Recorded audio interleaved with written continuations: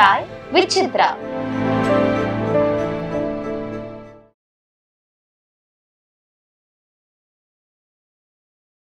நீங்கள் தமிழ், தெலுங்கு, மலையாளம் மூணுலேயுமே பல serial நடிச்சிருக்கீங்க.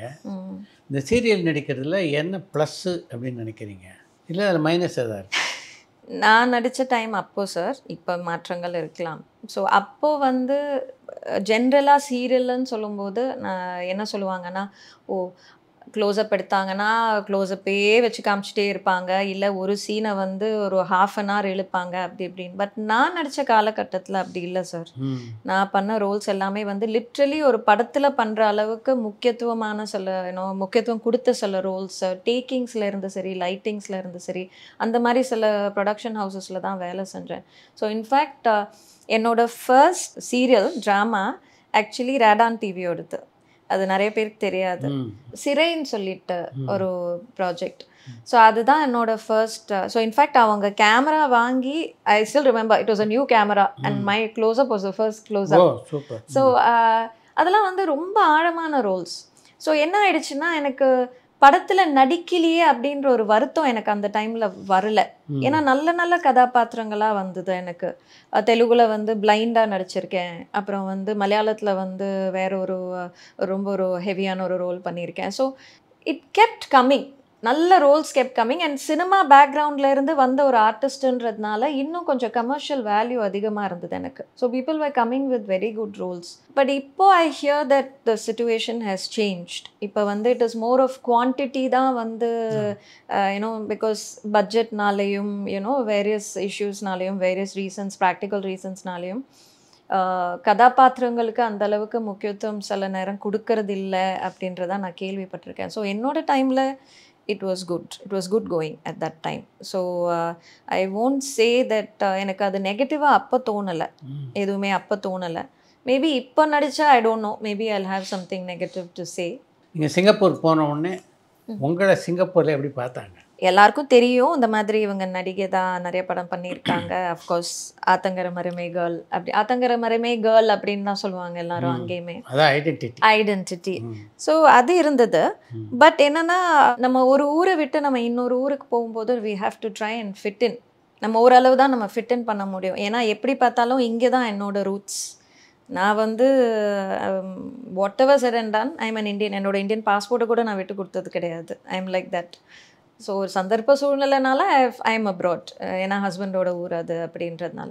So அங்கே போயிட்டு வந்து நடிப்பு வாய்ப்புகள் அங்கே வந்து பெருசாக வாய்ப்புகள் அந்த டைமில் கிடையாது. பிகாஸ் அங்கே இருக்கிறது வந்து ஒரே ஒரு தமிழ் சேனல் தான். அதுக்கப்புறம் வந்து இந்த யூடியூப் ஷார்ட் ஃபிலிம்ஸோ இல்லை வந்து ஃபீச்சர் ஃபிலிம்ஸோ வந்து ரொம்ப கம்மியான ஒரு இது ரேஷியோவில் தான் எடுப்பாங்க. ஸோ அப்போ பெருசாக வந்து அங்கே நடிப்புக்கான வாய்ப்புகள் எனக்கு வந்து கிடைக்கல. அப்போ தான் வந்து நான் சொன்னேன் இல்லைங்களா, அந்த மாஸ்டர்ஸ் இருந்ததுனால என்னால் வந்து காலேஜில் லெக்சரராக சேர்ந்து that became my full time job. But eventually கொஞ்சம் கொஞ்சமாக வந்து அங்கே ரோல்ஸ் வர ஆரம்பிச்சிது. அப்போவுமே ஆரம்பத்தில் வந்த ரோல்ஸ் எல்லாமே வந்து அந்த படத்தில் நடித்த ஒரு ஹீரோயினுக்கு கொடுக்குற மாதிரி ரோல்ஸ் தான் கொடுத்துட்டு இருந்தாங்க. But once I started proving myself as a performing artist, அப்போ தான் சில ரொம்ப முக்கியமான ரோல்ஸ்லாம் வந்து like very important, very solid roles அங்கே வந்து வர ஆரம்பிச்சிது. ஸோ என்னோட பேஷன் வாஸ் கெப்ட் அலைவ். ஏன்னா எனக்கு acting is my passion. So that was kept alive. அந்த ஒரு என்கரேஜ்மெண்ட். ஏன்னா ஒரு நல்ல ரோல் பண்ணதுக்கப்புறம் இன்னொரு ரோல் வரும், அது முடிஞ்சால் இன்னொரு ரோல் வரும். அப்புறம் இங்கிலீஷில் போனேன், இங்கிலீஷ் சேனலில் கூப்பிட ஆரம்பித்தாங்க. So I started doing English dramas. So that was a very good thing for me. அங்கேயும் சில நல்ல ரோல்ஸ் எல்லாம் பண்ணேன். My passion has kept alive there அங்கத்த ப்ராஜெக்ட்ஸில்.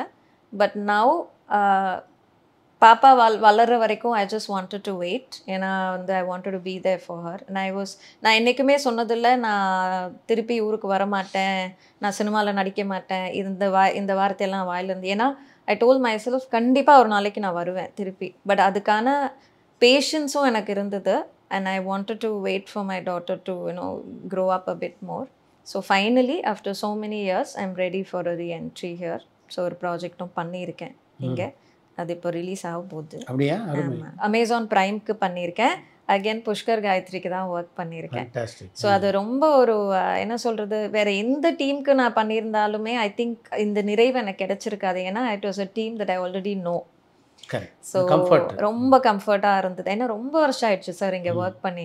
ஸோ அதனால் கொஞ்சம் ஒரு பதட்டம் இருந்தது எனக்கு. பட் புஷ்கர் காயத்ரின்றதுனால ஒரு சின்ன ஒரு ஒரு கான்சலேஷன் மைண்டில் இருந்தது. ஸோ சுழல் பார்ட் 2 அதில் நான் வந்து ஒரு நல்ல ஒரு ரோல். பெரிய ஹிட். ஸோ ஒரு நல்ல ஒரு டேக் ஆஃபாக இருக்கும் என்று நான் நம்புகிறேன். பிகாஸ் ஃபர்ஸ்ட் ஒன்னே ரொம்ப நல்லா பண்ணியிருந்தாங்க. இதில் இன்னொரு ரோலும் வந்து நல்லா சாலிடாக இருக்கு.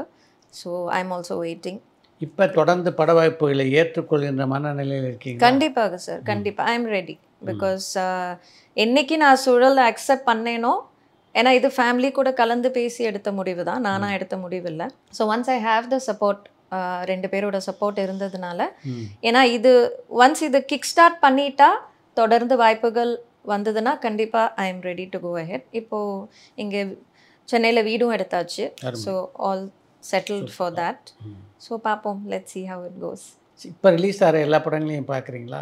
எல்லா படமும் பார்க்கறது இல்லை. நான் வந்து ரஜினி சாரோட எல்லா படமும் பார்த்துருவேன். I am a die hard fan. Rajini fan. ஐயோ, I have to see his movies. அவர் படம் பார்க்காம இருக்கவே மாட்டேன். அதெல்லாம் பார்த்துருவேன்.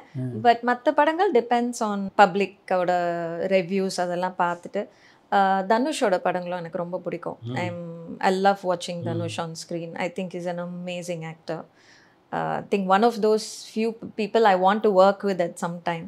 அதே மாதிரி கௌதம் வாசுதேவ் மேனன் சாரோட படம் எல்லாமே பார்ப்பேன். மற்றபடி எப்போ டைம் கிடைக்குதோ what ever I can watch, I watch. நீங்கள் சினிமா உலகத்தில் இருந்த காலகட்டத்தில் மீடியா வந்து இந்த அளவு பலமாக இல்லை. இன்றைக்கி மீடியா பார்த்திங்கன்னா வேறு மாதிரி பூமாக இருக்குது. ஆமாம் சார், என் டைமில் வந்து எல்லாமே பிரிண்ட் மீடியா மட்டும்தான். ஸோ வந்து இன்டர்வியூ எடுத்து அதை வந்து அவங்க வந்து நம்ம சொல்கிற வார்த்தைகளை வந்து அவங்க வந்து அவங்களோட புரிதலில் வந்து கரெக்டாக புரிஞ்சு கரெக்டாக புரியாமல் அவங்க வந்து எழுதி அவங்களால முடிஞ்ச அளவு வந்து போடுறதா அந்த டைமில். பட் இப்போ வந்து social media has taken over, digital media has taken over sir. It's amazing. ஏன்னா நம்ம ஒரு நியூஸ் பேப்பர் வாங்கியோ இல்லை ஒரு மேகசின் வாங்கி தான் இந்த ஆர்டிஸ்ட்டை பற்றி படிக்கணும்னு இல்லை. Just the click of your button நம்ம ஃபோனில் வந்து we can read so much. இதில் நல்லதும் இருக்குது, கெட்டதும் இருக்குது. எல்லா இதுலேயும் மாதிரி தான் சில நேரங்களில் வந்து இன்ஃபர்மேஷன் தப்பாக வருது, இல்லை வந்து மிஸ்இன்டர்பிரிட்டேஷன் இருக்கலாம் அது. பட் ஐ திங்க் இந்த இண்டஸ்ட்ரி பொறுத்த வரைக்கும் இது கொஞ்சம் தவிர்க்க முடியாத ஒரு சுச்சுவேஷன்னு நினைக்கிறேன். பிகாஸ் நம்ம பேசுகிறத வந்து 10 பேர்கிட்ட நம்ம இப்போ நான் சார்கிட்ட சொல்கிற விஷயங்கள் நான் 10 பேர்கிட்ட சொன்னாலுமே 10 பேரில் 5 பேர் வேணால் இதை கரெக்டாக திருப்பி வந்து அவங்க வந்து அதை போர்ட்ரே பண்ணலாம். பட் இதே வந்து எடிட்டிங்கில் மாற்றியும் போடலாம். நான் எக்ஸ்பிளைன் பண்ணோன்னு இல்லை, you know what I am saying. சொன்னதை கட் பண்ணி வேற எங்கேயாவது தூக்கி போட்டு அது ஒரு சுவாரஸ்யமா ஆக்கிறதுக்கு பண்ணணும்னா பண்ணலாம். பட் அது is out of an artist control. It just depends on who is giving the news out. But definitely a big boom sir when it comes to media now. So I think ஒரு ஆர்டிஸ்ட்டுக்கு வந்து ஒரு பப்ளிசிட்டியோ இல்லை வந்து அவங்க வந்து promote பண்ணணும்னு நினச்சாலுமே it's much easier these days than what it was then. உங்கள் அப்பா வயதுடைய ஒரு இயக்குனர் உங்ககிட்ட தவறாக நடந்து கொண்டார் அப்படின்னு நீங்கள் ஒரு பத்திரிகை பேட்டியில் குறிப்பிட்டிருந்ததை பார்த்தேன். அந்த காலத்திலேயே அப்படி ஒரு மோசமான சூழ்நிலை இருந்ததா? இல்லை சார், அது இருந்தது. டிரெக்டர் தான். இட் வாஸ் லைக் அம்மா கூட இருந்ததுனால நிறைய சந்தர்ப்ப அந்த மாதிரி சுச்சுவேஷன்ஸை தவிர்க்க முடிஞ்சுது. பட் அந்த பர்டிகுலர் சுச்சுவேஷன் வந்து happened when I was asked to go for a meet up in the office. அப்போ கூட வந்து ஒரு அப்பா ஸ்தானத்தில் இருக்கிற ஒருத்தர் வந்து நம் நினச்சி கூட பார்க்காத ஒரு சுச்சுவேஷனில் வந்து தனியாக இருக்கிற ஒரு சூழ்நிலை வந்தது. அந்த தனியாக இருக்கும்போது அவர் என்கிட்ட தப்பாக நடந்துக்கிட்டாரு. அன்றைக்கி அம்மா என் கூட வர முடியாத ஒரு சூழ்நிலை. She was not well. அப்போ தான் ஹேர் ட்ரெஸ்ஸர் அம்மாவோ யாரோ கூட வந்திருந்தாங்க. சரி தனியாக போக வேண்டாம் அப்படின்ட்டு. ஸோ தப்பாக அவர் நடந்துக்கிட்டதுக்கு அப்புறம் வந்து அப்போ கூட எனக்கு வந்து அந்த வயசுக்கு ஐ வாஸ் அ டீனேஜர். அந்த வயசுக்கு அந்த புரிதல் கூட இல்லை, இது வந்து யார் தப்பு பண்ணது அப்படின்ட்டு. ஸோ அப்படி தான் வந்து வீட்டுக்கு வந்துட்டு இது வந்து ஏன்னா என் அம்மாவை ஃபேஸ் பண்ண முடியல.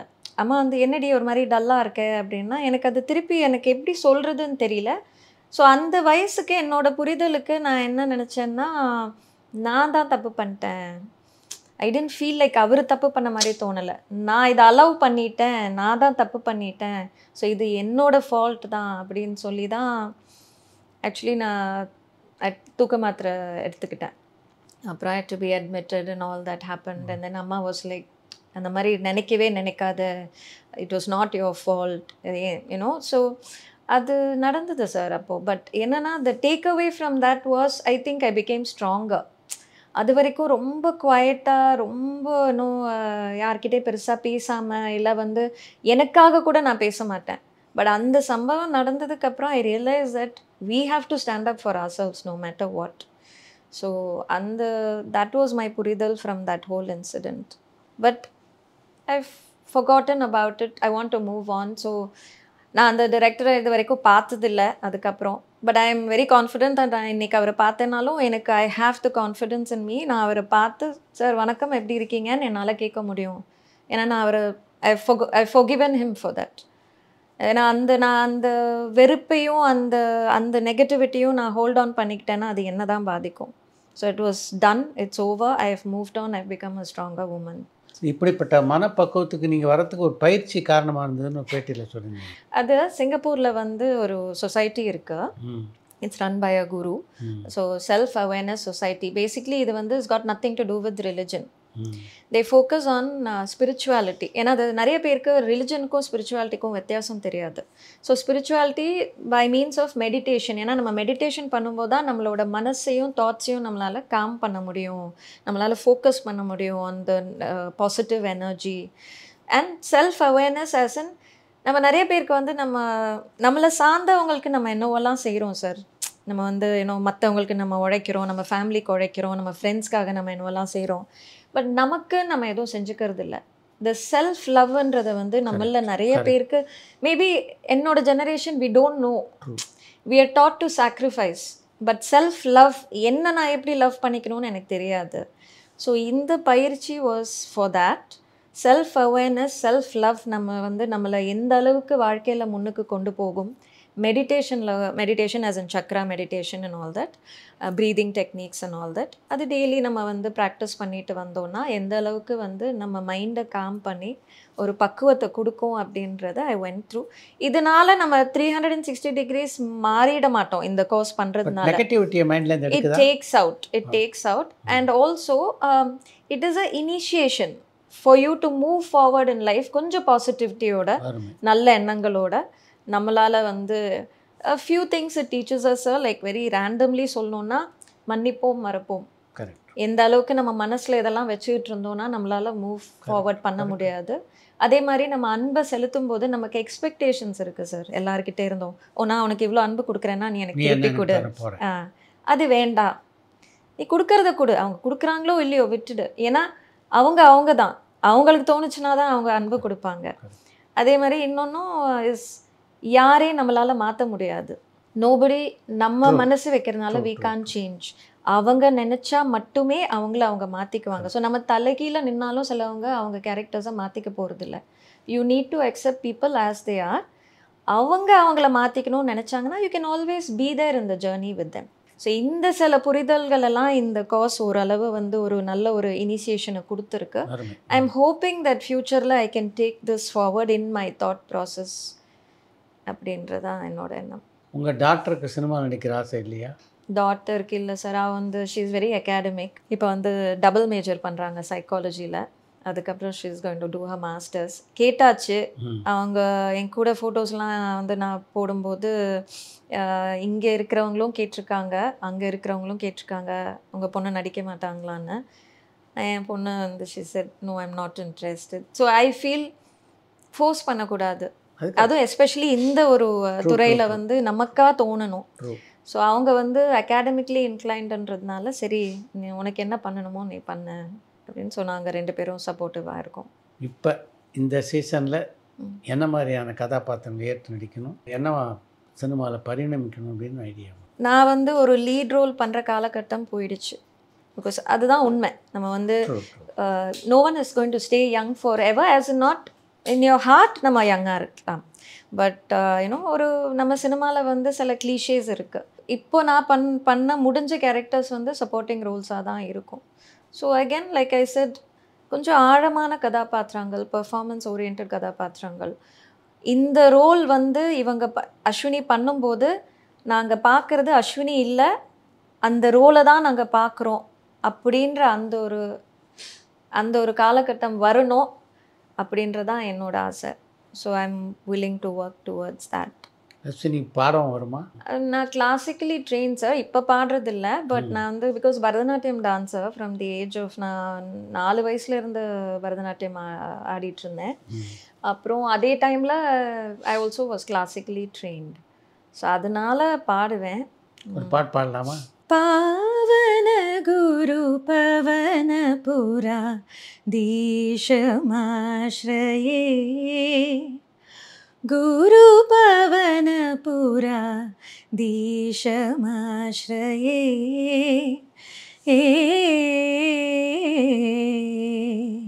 ஜீவனதர சங்காஸ்ரம் கிருஷ்ணம் கோலோகேஷம் ஜீவனதர சங்காஸ்ரம் கிருஷ்ணம் கோலோகேஷம் நாரத பாவனகிரிஷம் திரிபுவனாவனா வேஷம் பாவன குரு பவன புரா தீஷமாஸ்ரயே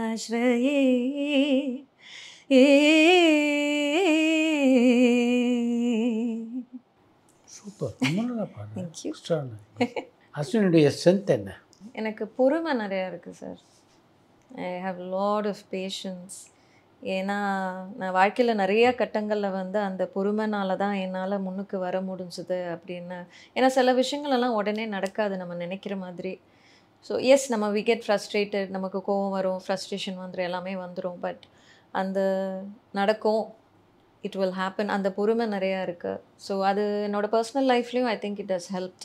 ஏன்னா ஆப்வியஸ்லி ஹஸ்பண்ட் அண்ட் ஒய்ஃப் கிடையிலையோ இல்லை பொண்ணு கூடயோ இல்லை what ever it is friends கூடயோ ஒரு சிச்சுவேஷன் வரும்போது டக்குன்னு கோவப்படாமல் அந்த ஒரு பொறுமையாக அதை ஹேண்டில் பண்ணும்போது இட்ஸ் லைக் எனக்கு வந்து எல்லார்கிட்டையும் அன்பாக இருக்கணும், யார்கிட்டையும் சண்டை போட பிடிக்காது. I know it sounds very difficult to be true. But நம்ம எதுக்கு சண்டை போடணும் யார்கிட்டையும்? நம்ம எந்த மனஸ்தாபமும் இருக்கக்கூடாது, எல்லாருக்கூடையும் ஸ்மூத்தாக போயிடணும் அப்படின்னு ஒரு எண்ணம் எனக்கு இருக்குது. அந்த சைடில் அது இருக்கோ இல்லையோ எனக்கு தெரியாது. But I try to work towards that. So I think that is my strength. எந்தெந்த பிரமுகர்களை சந்திக்கக்கூடிய வாய்ப்பை இந்த சினிமா உங்களுக்கு ஏற்படுத்தி கொடுத்துருக்கு? நான் எம்ஜிஆர் சாரை பார்த்துருக்கேன். அருமை. ஆமாம், அவர் கூட நான் வந்து அவருக்கு தள்ளி 2 சீட்டில் உட்காந்து I have like watched some sports event or something. So அவரை பார்க்க முடிஞ்சிருக்கேன். அப்புறம் வந்து சிவாஜி சாரை பார்த்துருக்கேன். அப்புறம் வந்து அங்கே சிங்கப்பூரில் வந்து பிகாஸ் சில நேரங்களில் நம்மளால் பிரைம் மினிஸ்டரையும் பிரசிடெண்ட்டையும் கூட மீட் பண்ணுற ஒரு வாய்ப்பு எனக்கு கிடச்சிருக்கு. சைனா போய் அங்கே வந்து பிரைம் மினிஸ்டரை மீட் பண்ணியிருக்கேன். அது வந்து நாட் ஜஸ்ட் சினிமா, என்னோடய டான்ஸ் வழியாக அங்கே பெர்ஃபார்மன்ஸ் பண்ணும்போது அவங்கள மீட் பண்ணியிருக்கேன். ஜானகிமாவை மீட், ஆக்சுவலி நீங்கள் சொல்லும்போது மியூசிக் டைரக்டர்ஸ் பார்க்கலான்னா ஜானகிமா பார்த்துருக்கேன், சித்ராமா பார்த்துருக்கேன். ஸோ ஐ ஃபீல் லைக் நான்லாம் வந்து ஐம் ஜஸ்ட் ஒன் ஸ்மால், அந்த என்ன சொல்கிறது, ஒரு கடலில் வந்து ஒரு சின்ன ஒரு துளி தான். பட் இவங்களெல்லாம் சந்திக்கும் போது I think it's a blessing. இவங்கெல்லாம் they are so they have establish so much for themselves. எவ்வளவோ அச்சீவ்மெண்ட்ஸ் இவங்களுக்கு இருந்திருக்கு. ஸோ இவங்க எல்லாரையும் பார்த்துருக்கேன், மீட் பண்ணியிருக்கேன். ஈவன் ஒரு ஃபியூ மூமெண்ட்ஸாக இருந்தாலுமே இந்த சினிமாவில் இருக்கிறதுனால, இந்த நடிப்புத் துறையில் இருக்கிறதுனால இவங்க எல்லாரையும் பார்க்க முடிஞ்சதுன்றது வந்து ஒரு பிளெஸ்ஸிங் தான். உங்களுடைய இந்த திரைப்பயணத்தை how will you rate? Still a long way to go. So and the artists are always greedy, sir. I don't know, I feel we are very greedy people. எவ்வளோ பண்ணாலும் பத்தாது, we are not satisfied. பண்ணிக்கிட்டே இருக்கணும், இன்னும் நல்லா பண்ணிக்கிட்டே இருக்கணும். So out of 10 சொல்லவா, I think I'm still at 5. I think I have a very long way to go. And I'm hoping in the ஒரு second journey into acting and into this media here will help me make up for the rest of the 5. Thank you. Thank you so much, sir. ரசிகர்களோட உங்கள் அனுபவங்கள்லாம் பகிர்ந்து கொண்டதுக்கு ரொம்ப நன்றி. And thank you so much. ஏன்னா ரொம்ப வருஷத்துக்கு முன்னால் எனக்கு உங்களை தெரியும். பட் என்னை பற்றி நீங்கள் இன்னும் என்ன நீங்கள் ஞாபகம் வச்சுருக்கீங்க. நானும் உங்களை வந்து I have a lot of regards for you. Thank you so much for inviting me. பரபரப்பான சினிமா செய்திகள், நட்சத்திரங்களின் பேட்டிகள், சினிமா வரலாறு ஆகியவற்றை பார்க்கவும் படிக்கவும் உங்களுக்கான இணையதளம் tourantalkies.co.